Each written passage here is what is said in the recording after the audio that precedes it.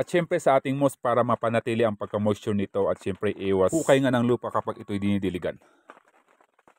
Yan mga idol, parehas na proseso rin sa ating nauna.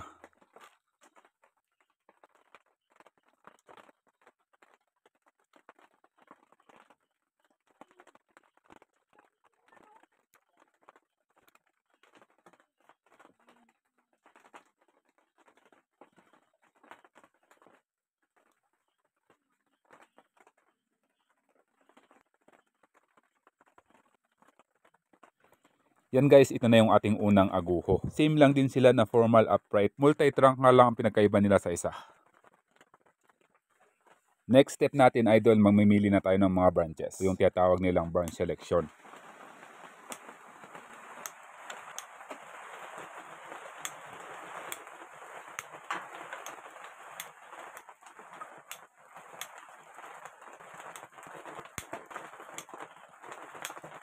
Yun nga mga idol, ito na yung outcome ng ating unang aguho. Nakatanggal at nakapili na tayo ng ating mga branches at naalis na ang mga hindi kinakailangang mga sanga.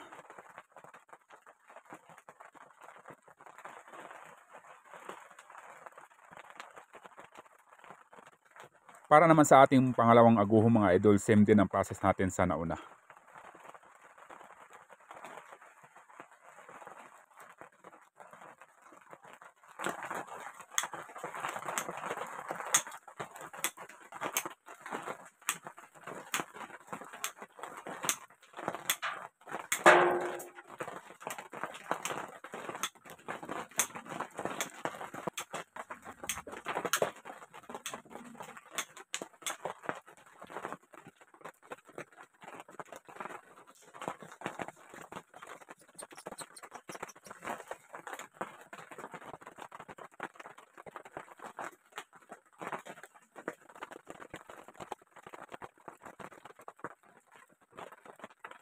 Yan mga idol, ito na yung kinalabasan ng ating pangalawang material na aguho.